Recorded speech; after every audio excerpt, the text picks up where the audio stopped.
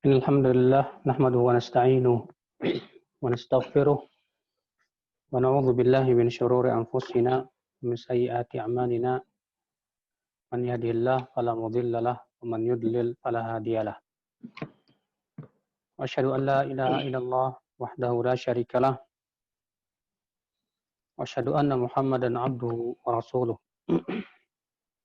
Qala Allah ta'ala fi kitabihil karim ya ayyuhalladzina amanu taqullaha haqqa tuqatih wa la tamutunna illa wa antum muslimun amma ba'd. Kita melanjutkan kitab Al-Mulakhas fi Syarhi Kitab Tauhid.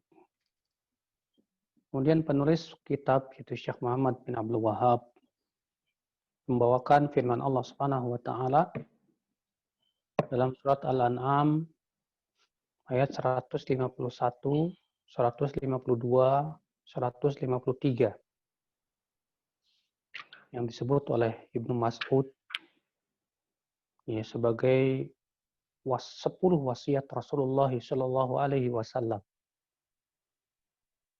di mana ya dalam hadis Abu Ubadah bin Samit, semoga Allah meridainya, Rasulullah Shallallahu Alaihi Wasallam bersabda, "Man bay'ani ala haula'il ayat."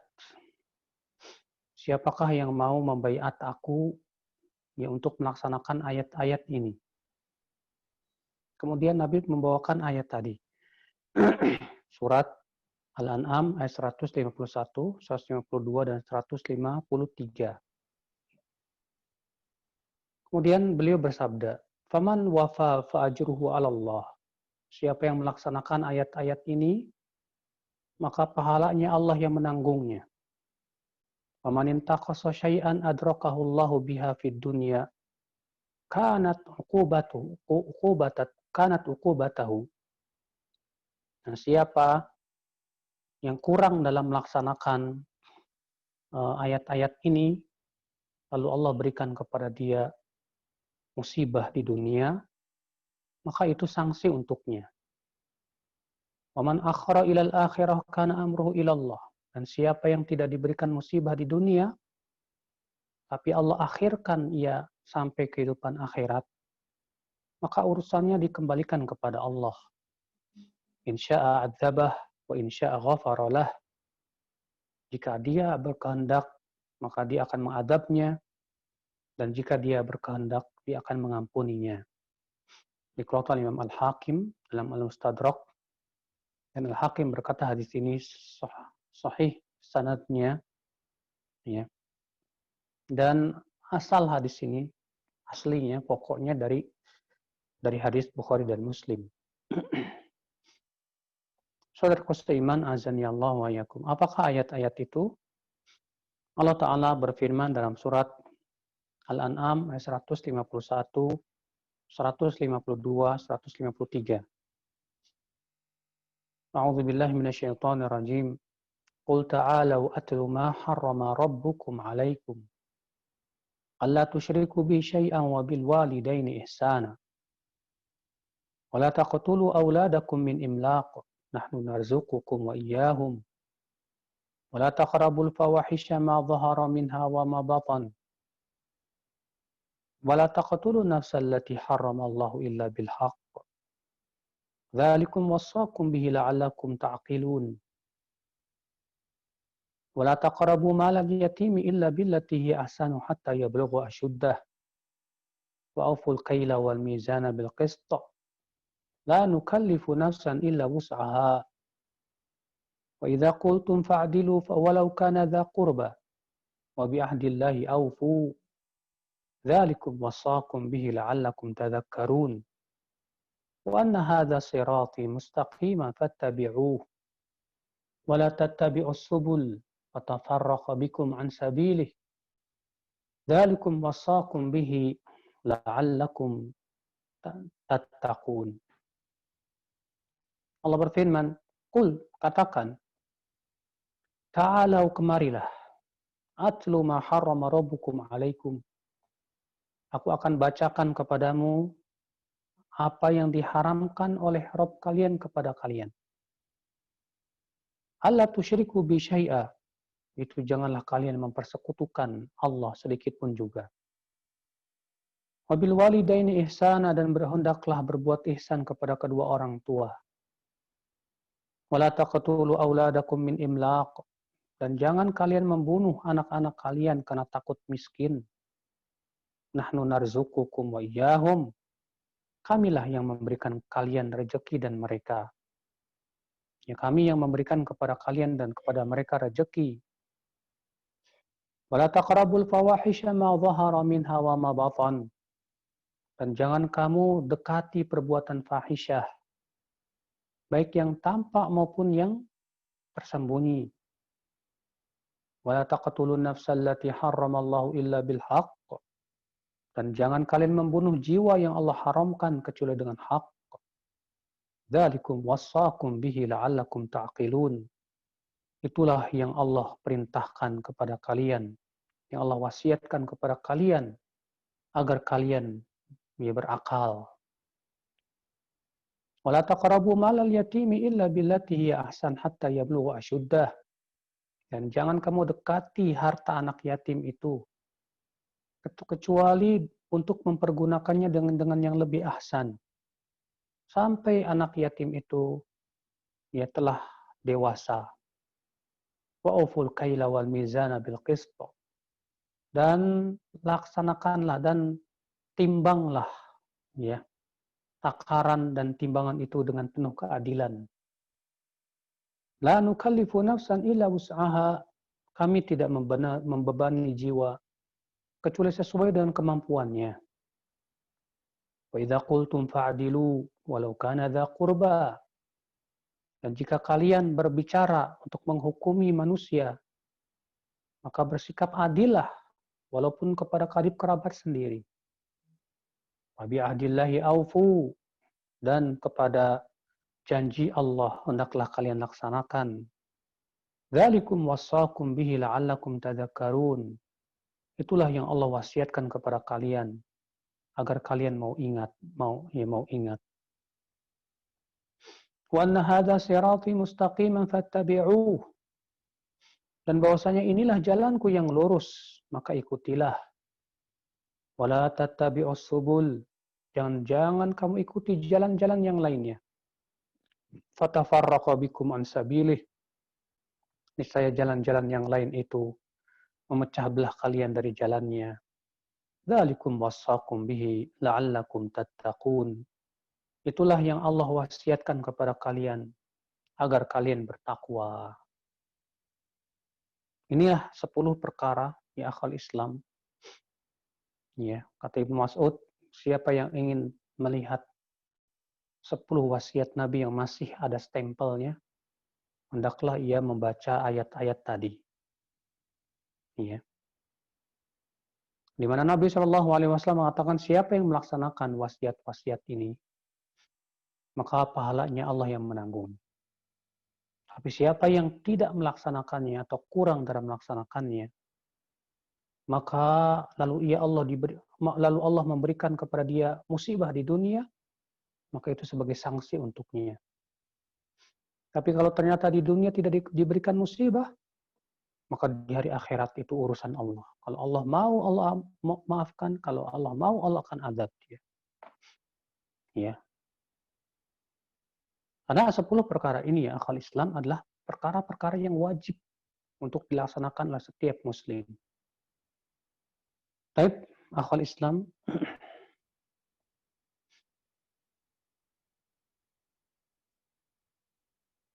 Syekh Saleh Fauzan rahimahullah menjelaskan satu persatu daripada 10 wasiat ini. Beliau berkata,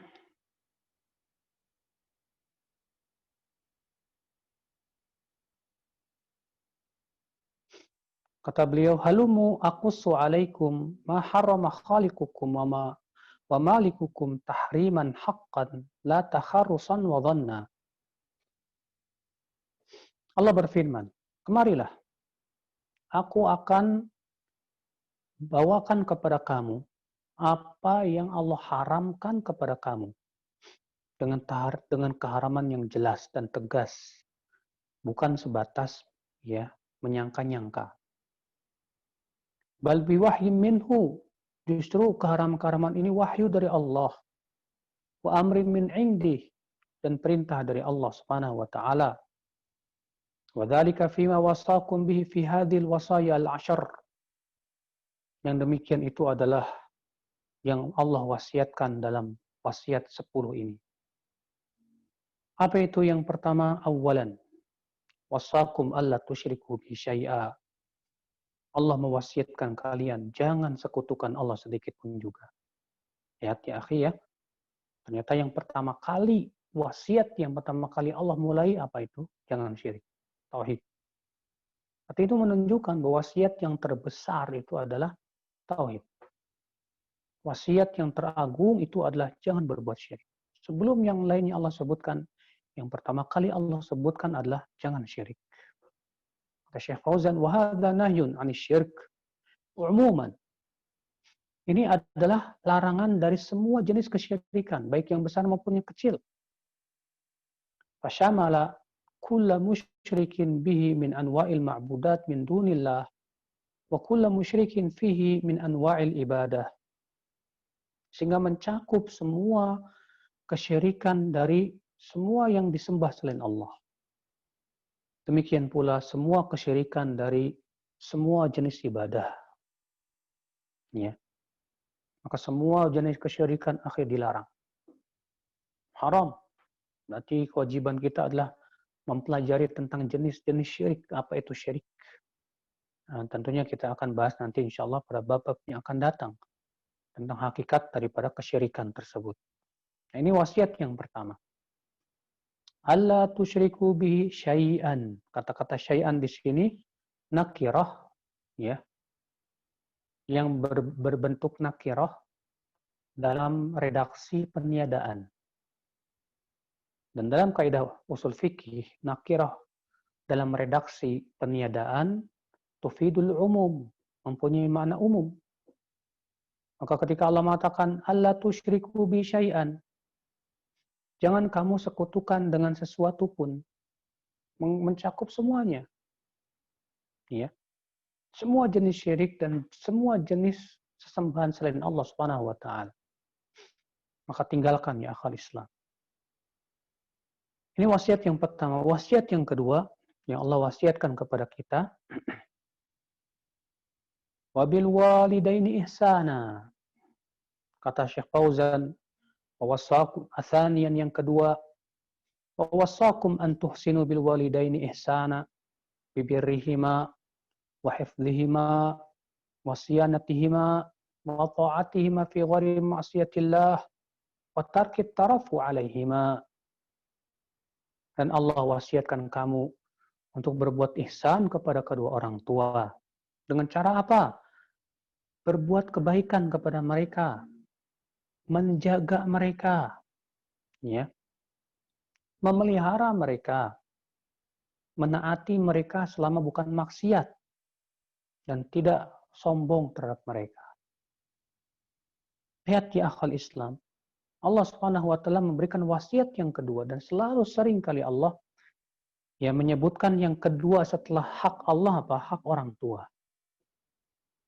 Kenapa? Karena orang tua itu sebab adanya kita di dunia.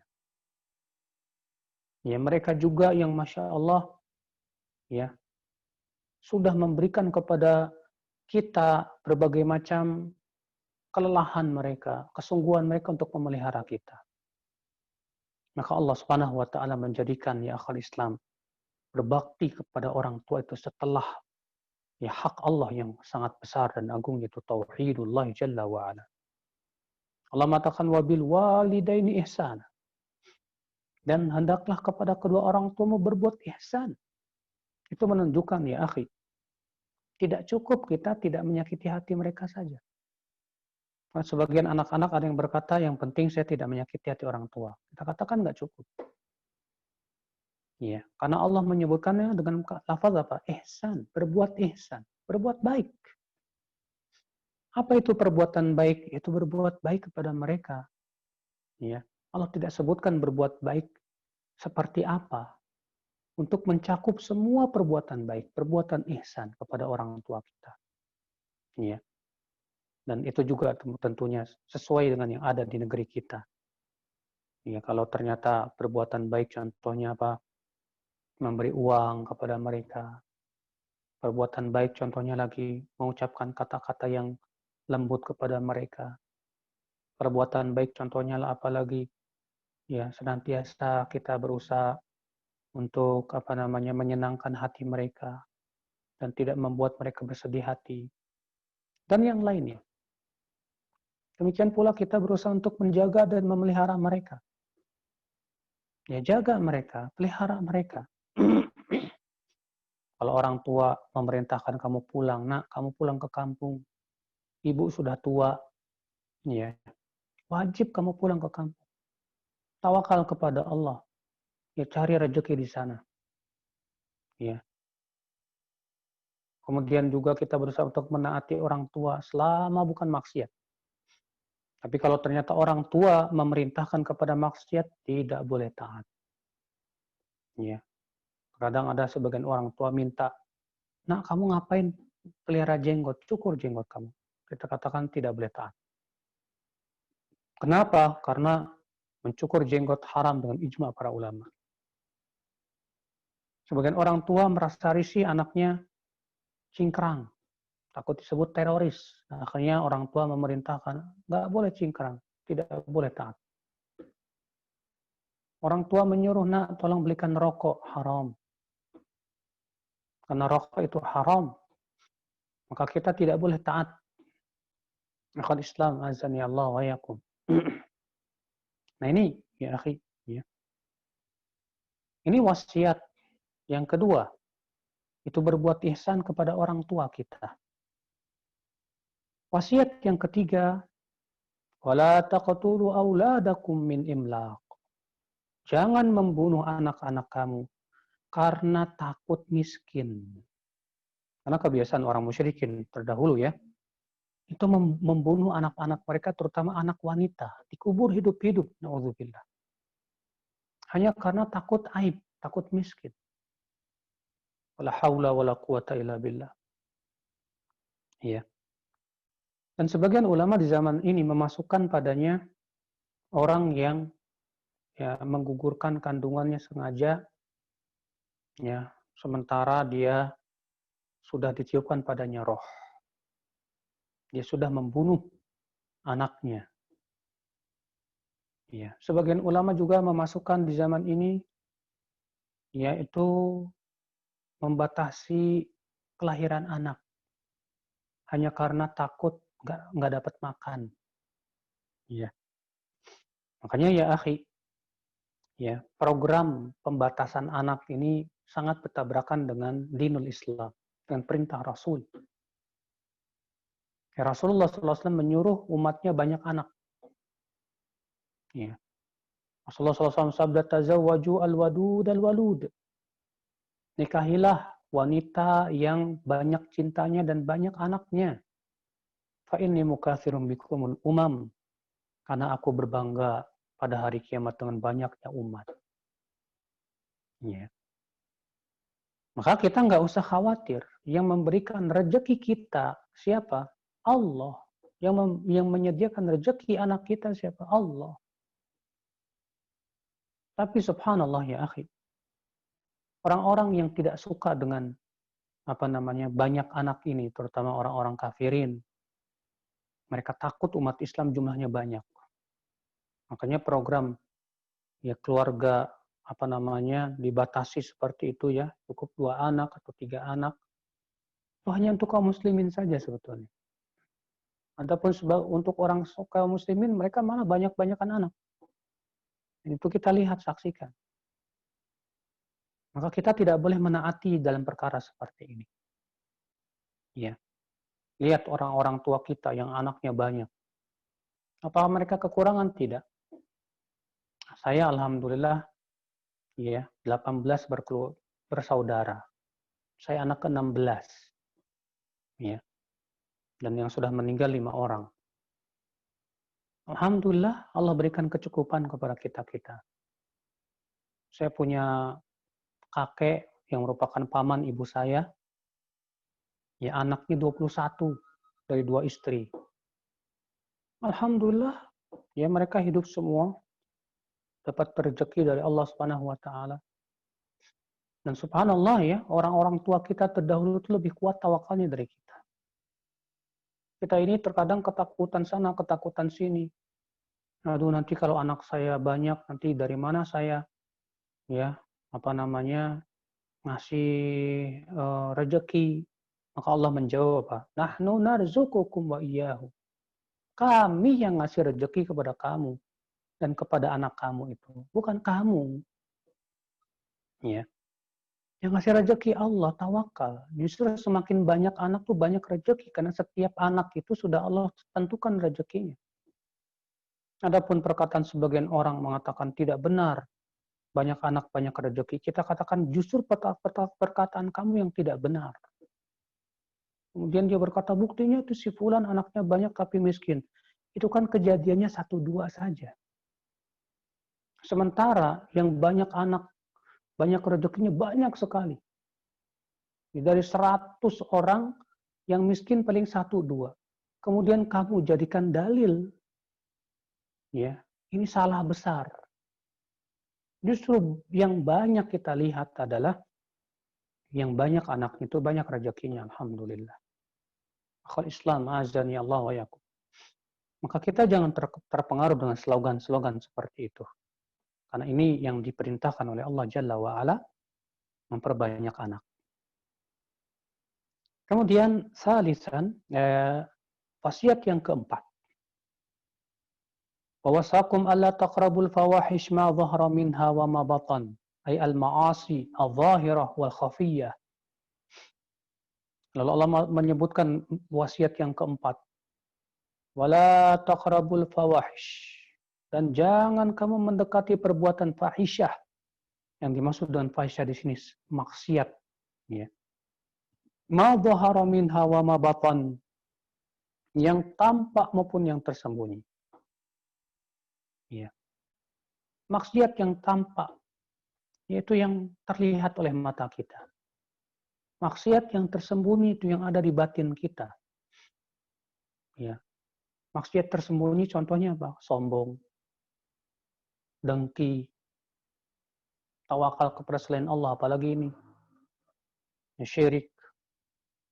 Demikian pula yang kita sembunyikan berupa suudzon kepada manusia tanpa hak. Ini maksiat-maksiat tersembunyi. Maksiat yang tampak, yaitu yang kita lakukan dengan badan kita. Dengan mata kita melihat video porno misalnya. Dengan lisan kita bergibah misalnya. Dengan pendengaran kita mendengarkan musik dan nyanyian misalnya. Dengan tangan kita menzolimi orang dengan cara mencuri, menempeleng, dan yang lainnya. Ya akhal Islam, azani Allah wa yakum. Maka Allah melarang kita dari semua jenis fahisyah. Semua jenis maksiat. Yang tampak maupun yang tersembunyi. Semua dilarang oleh Allah. Allah katakan, wala taqrabul fawahish. Jangan dekati. Ya. Jangankan melakukannya, mendekatinya aja nggak boleh. Berarti semua perkara yang bisa mendekati kepada maksiat nggak boleh kita lakukan. Ya.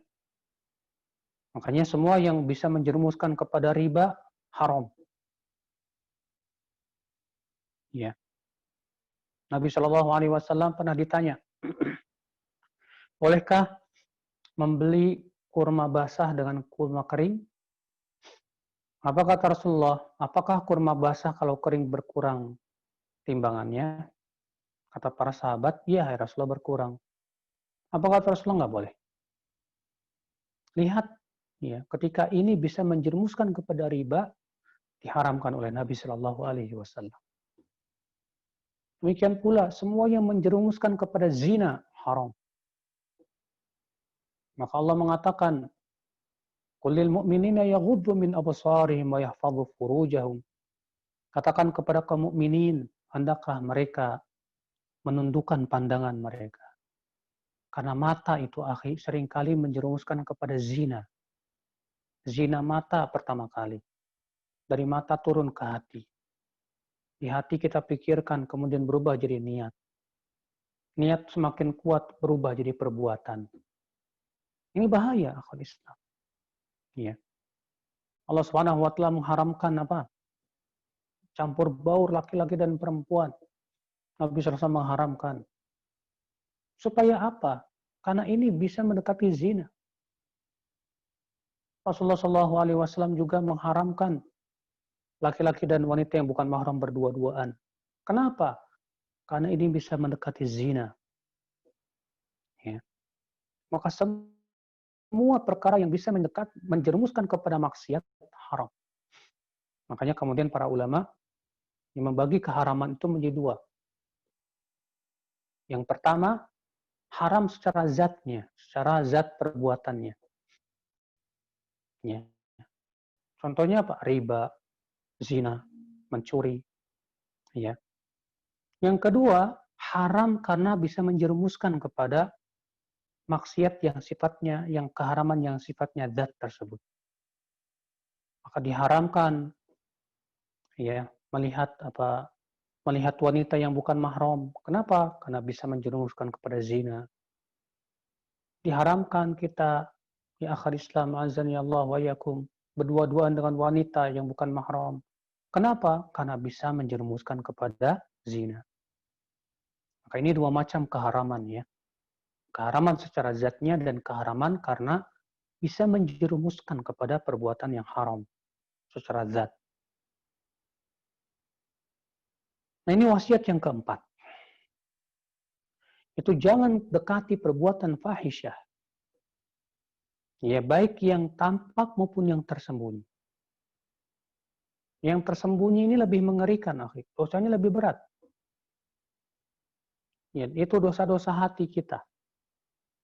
Contohnya sudah kita sebutkan tadi. Sombong. Ya sombong ini sampai Rasulullah mengatakan apa? La yadkhulul jannah man kana fi qalbi mithqala dzarratin min kibrin. Tidak akan masuk surga orang yang ada di hatinya ada sebesar biji sawi dari kesombongan. Na'udzubillah. Contoh lagi apa ya? Hasad, dengki. Dengki sama orang. Setiap kali melihat orang yang diberikan kenikmatan, panas hatinya. Ini wallahi ya akhi, perbuatan maksiat. Ya. Nah ini akal Islam, azan ya Allah. Maka kita tinggalkan semuanya akhi. Maksiat yang tampak maupun yang tersembunyi. Yang terang-terangan di hadapan orang maupun yang sendirian kita lakukan. Itu kita tinggalkan semuanya. Karena Allah Maha tahu. Kemudian wasiat yang kelima. Wala taqtulun nafsal lati harramallahu illa bil haqq. Dan jangan kalian membunuh jiwa yang Allah haramkan. Siapa itu jiwa yang Allah haramkan? Itu setiap yang bersyahadat la ilaha illallah Muhammad Rasulullah. Sebagaimana Rasulullah SAW sabda, la yahillu damu mri'im muslimin yashhadu an la ilaha illallah wa anni Rasulullah. Tidak halal, kata Rasulullah, darah seorang muslim yang bersyahadat la ilaha illallah Muhammad Rasulullah. Berarti setiap muslim pada asalnya apa? Darahnya haram. Illa bil haq, kecuali kalau ada haknya. Apa itu haknya? Disebutkan dalam hadis tadi. La yahillu damu mri'in muslimin yashhadu an la ilaha illallah wa anni Rasulullah illa bi ihdah thalath. Tidak halal ya darah seorang muslim yang bersyahadat la ilaha illallah Muhammad Rasulullah kecuali dengan tiga. Yang pertama apa? Ats-tsayyibuz zani. Orang yang sudah menikah lalu berzina.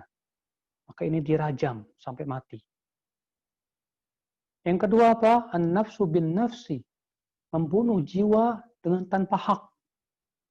Maka ini dikisos, dibunuh lagi. Ya. Yang ketiga apa? At-tarik lidini. Yaitu yang murtad dari agama Islam. Ya. Tapi siapa yang membunuhnya? Apakah individu muslim? Bukan. Yang membunuhnya yaitu pemerintah muslim. Oh, pemerintah kita tidak melaksanakannya, sudah. Kalau mereka tidak melaksanakannya, mereka yang akan menanggung dosanya di mata Allah, di sisi Allah nanti pada hari kiamat. Iya. Adapun kita rakyat tidak ada kewajiban kita Sebab kalau rakyat yang menegakkan hukum-hukuman seperti ini bisa kacau balau nanti. Saling berperang dan yang lain. Iya. Saudaraku seiman, azani Allah wa iyyakum. Maka ini wasiat yang kelima. Wala taqtulun nafsal lati harramallahu illa bil haqq. Dan janganlah kalian membunuh jiwa dengan yang Allah haramkan kecuali dengan haknya. Karena ya akhi, darah seorang muslim itu besar di mata Allah. La zawalu dunya kata Rasulullah ahwan indallah. Ya. Hancurnya dunia lebih ringan di mata Allah daripada hilangnya nyawa seorang muslim. Bayangkan ya akhi.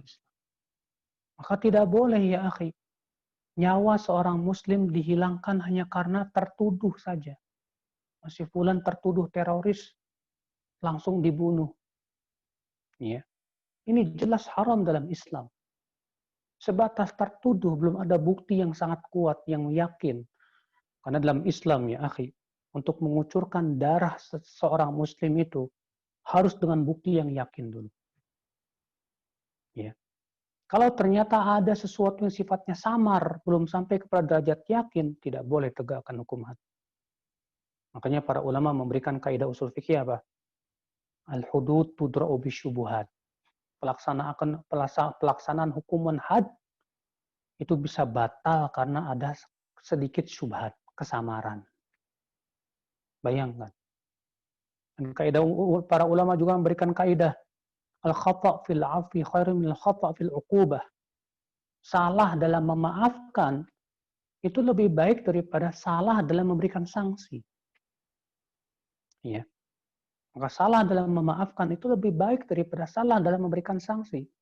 Kalau misalnya mereka para qadhi tidak menegakkan hukum had. Kenapa? Karena ada sesuatu yang sifatnya samar. Akhirnya tidak ditegakkan hukuman had kepada dia. Ternyata salah di sisi Allah, Allah maafkan. Tapi kalau ternyata ya diberikan sanksi dan dibunuh, ternyata salah, si fulan ternyata tidak bersalah, maka di mata Allah itu agung dan besar ya akhul Islam. Maka hati-hati ya akhul Islam, azan ya Allah wa yakum. Maka ini ya akhi, wasiat yang kelima. Wasiat yang keenam. Wala taqrabul malal yatimi illa billati hiya ahsan. Yaitu janganlah kalian mendekati harta anak yatim. Siapa anak yatim? Disebut anak yatim kalau dia belum balik. Ya. Belum balik dan belum dewasa. Jadi anak yatim itu ya kalau dia sudah umurnya 22 tahun, tidak disebut anak yatim lagi. Sebab kalau udah balik masih disebut anak yatim, kita semua anak yatim. Rata-rata sampai umur 60 tahun ya bapak-bapaknya udah pada mati. Masa yatim juga? Disebut anak yatim itu kalau belum balik. Nah itu namanya anak yatim, saudaraku seiman. Azani Allah wa iyyakum. Allah mengatakan, dan jangan kamu dekati harta anak yatim itu. Artinya jangan kamu pakai. Sekali-kali jangan, tidak boleh. Kecuali billati hiya ahsan, dengan yang lebih bagus. Apa yang lebih bagus? Seperti untuk memutarnya supaya harta anak yatim ini tidak habis dimakan zakat. Tapi diputar lagi. Dan tentunya wali anak yatim yang mengurus anak yatim ini wajib orang yang amanah. Ya, jangan sampai dia berkata, saya yang capek memutar anaknya, hartanya, masa saya tidak boleh mengambil sama sekali. Kita katakan, kalau Anda orang kaya, ya, tidak boleh Anda mengambil. Tapi kalau Anda, wahai wali anak yatim, orang miskin dan memang susah dan butuh, silahkan makan dari situ, tapi dengan cara yang ma'ruf. Tidak boleh berlebihan. Ya. Ikhwata Islam, azan ya Allah wa iyyakum. Nah ini yang keenam. Yaitu jangan mendekati harta anak yatim. Kecuali dengan cara yang paling bagus untuk menjaganya dan mengembangkan hartanya. Hatta yablugha ashuddah, Itu sampai dia dewasa, maksudnya itu apa yang dimaksud dengan sampai dewasa? Maksudnya sampai dia paham bagaimana cara menggunakan duit. Iya. Ada terkadang anak yatim sudah balik, sudah, tapi belum bisa megang duit. Kalau megang duit pasti habis.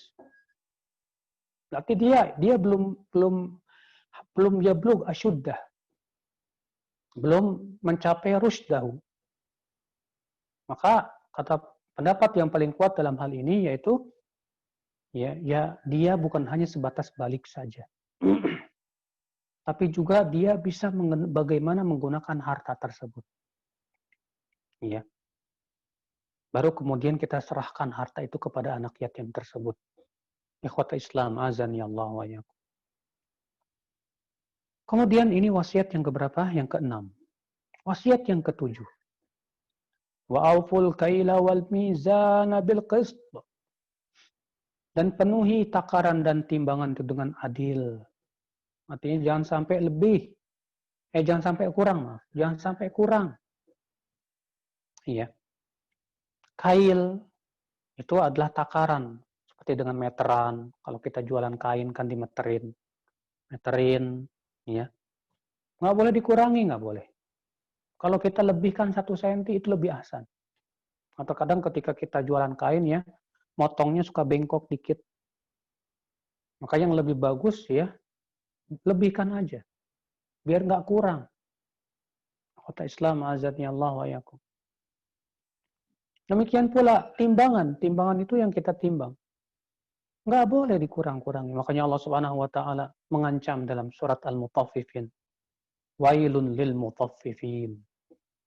Wail, neraka wail, celaka bagi al-mutaffifin, orang-orang yang mengurang-urangi timbangan itu. Mengerikan ya akhal Islam. Ya, ternyata ia diancam dengan neraka wail. Apa itu wail? Kata Imam Qatadah, wadin fi jahannam. Ia adalah lembah yang ada dalam neraka jahannam. Yang apabila gunung dimasukkan ke dalamnya pasti akan hancur. Na'udzubillah.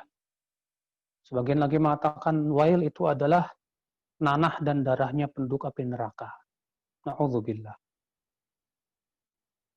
Ini wasiat yang ke-7 ya akhi.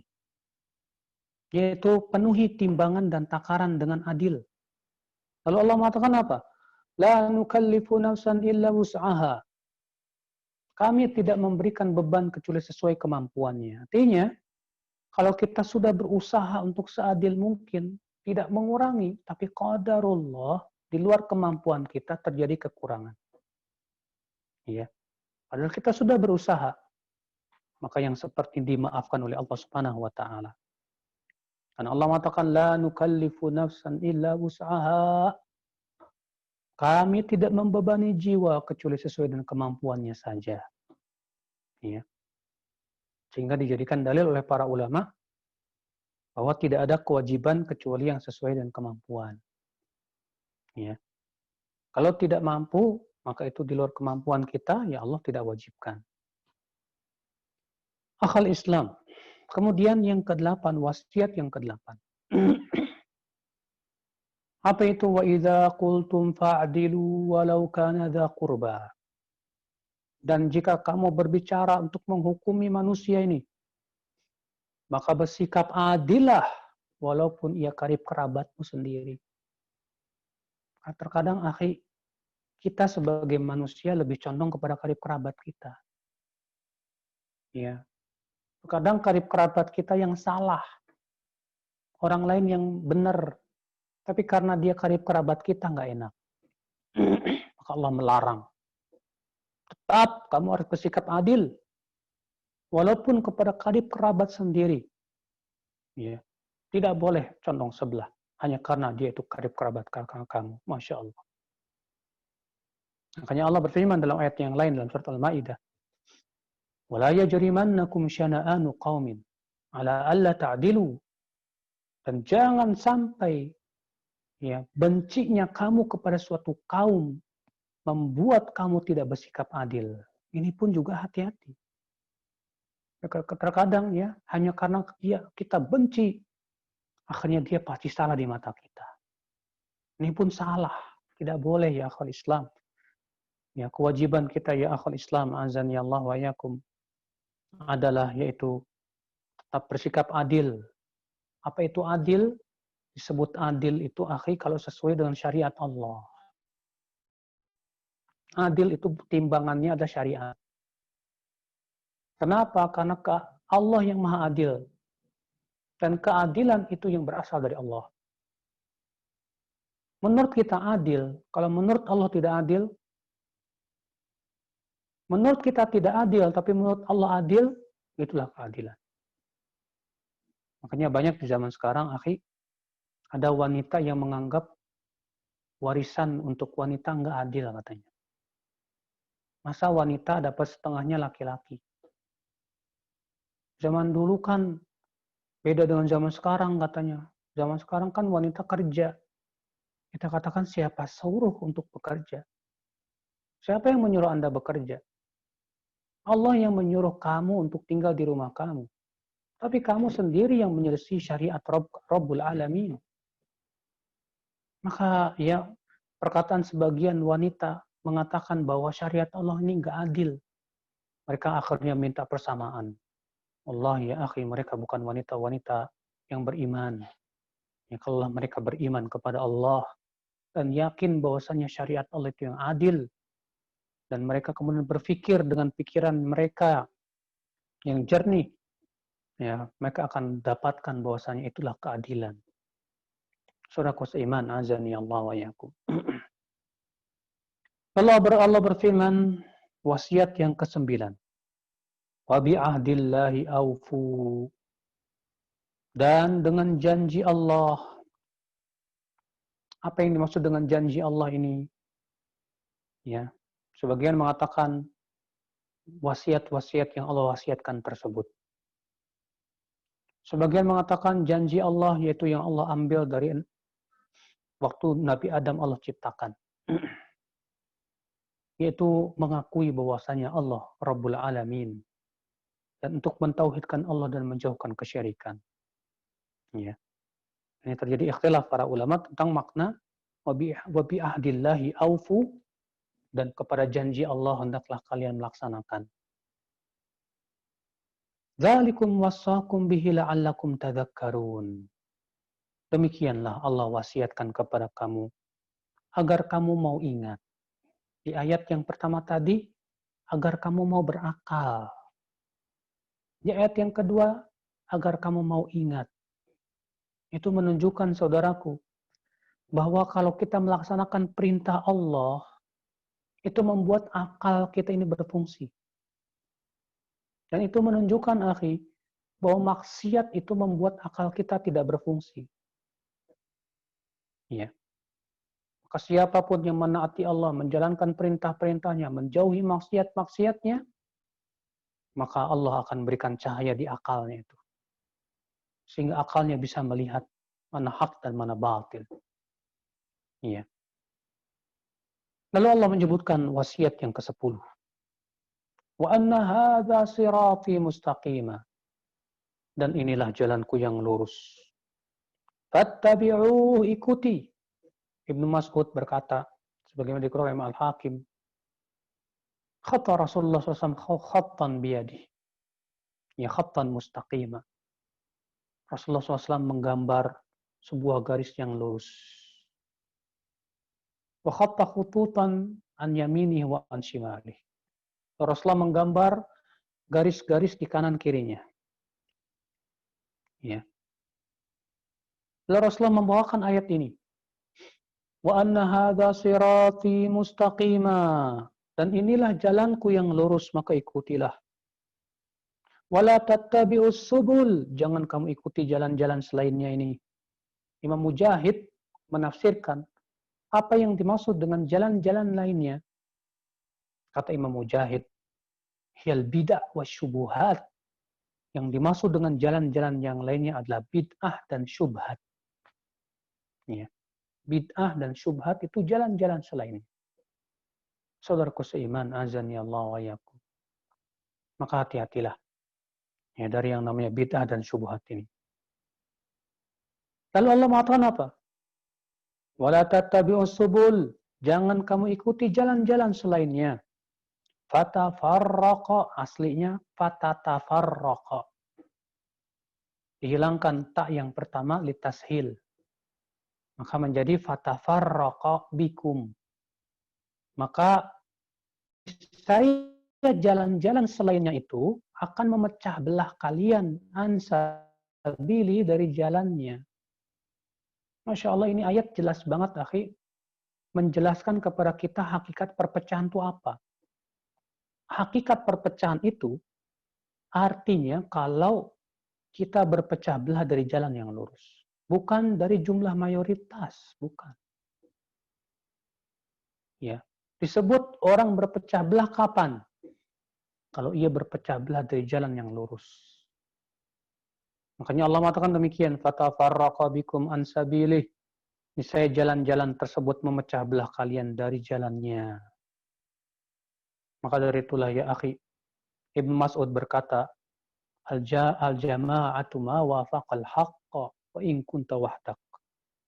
Disebut al-jama'ah adalah yang sesuai dengan kebenaran walaupun kamu satu orang. Ya.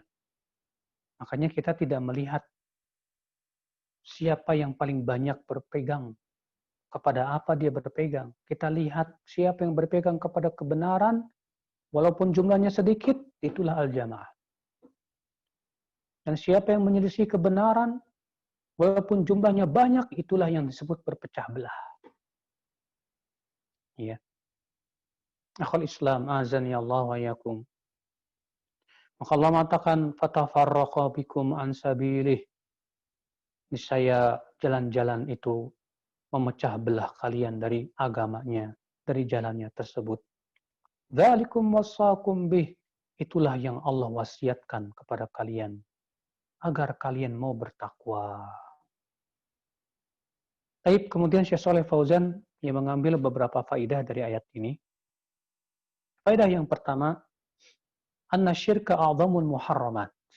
Bahwa syirik adalah keharaman yang paling agung. Ya, sebagaimana sudah kita jelaskan tadi.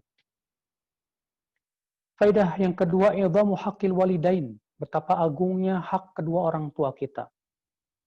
Ya. Maka Anda yang masih punya dua orang tua, ingat betapa agungnya hak dua orang tua kamu itu. Perhatikanlah.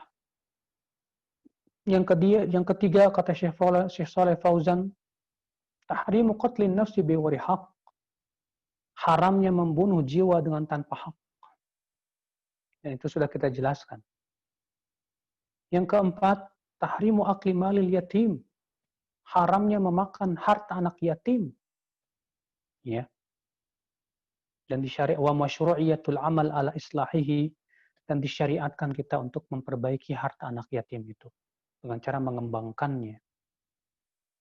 Faedah yang kelima, wujubul adl fil aqwali wal af'al, al-qaribi wal ba'id. Wajib bersikap adil dalam ucapan dan perbuatan, baik kepada kerabat kita maupun bukan kerabat kita. Wajib kita bersikap adil, akhi. Banyak di antara kita tidak bersikap adil. Kita hanya sebatas sifatnya subjektif, tidak objektif. Ya. Kita melihat kepada diri kita sendiri, perasaan diri kita sendiri, kita nggak bisa adil. Ya, kepada orang satu grup kita baik, tapi orang yang di luar grup kita nggak baik. Ini namanya nggak bersikap adil, nggak bagus seperti itu. Ya. Kepada anak-anak kita terkadang kita tidak bersikap adil, kita lebih condong kepada salah satunya daripada yang lainnya. Ini juga tidak boleh, ya akhul Islam. Nah, ya akhul Islam, azani Allah wa yakum. Faedah yang keenam, wujubul wafa bil ahad. Wajibnya melaksanakan janji. Dan merupakan sifat orang munafik, apabila dia berjanji, dia tidak menepati. Faedah yang ketujuh, kata beliau, wujubut tiba'i dinil Islam, wa tarki ma'adah.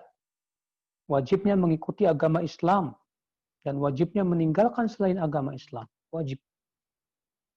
Karena Islam itulah yang Allah ridhai. Allah mengatakan, wa raditu lakumul Islam dina, dan aku ridho Islam sebagai agama buat kamu. Faedah yang ke-8, akhwal Islam, anna tahlil wa tahrim haqqun lillah. Bahwasanya pengharaman dan penghalalan itu adalah hak Allah semata. Ya.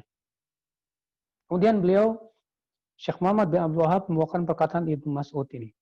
Qala Ibnu Mas'ud, berkata Ibnu Mas'ud, itu Abdullah bin Mas'ud, man arada an yanzur ila wasiyati Muhammadin sallallahu alaihi wasallam allati 'alaiha khatamuh falyaqra qawlahu ta'ala qul ta'alu atlu ma harrama rabbukum 'alaikum. Barang siapa yang ingin melihat kepada wasiat Nabi Muhammad sallallahu alaihi wasallam yang masih distempel, hendaklah ia membaca ayat-ayat tadi. Ya. Nah, saudaraku sekalian, azani Allah wa yakum, demikian yang bisa saya sampaikan pada pertemuan kali ini. Naam.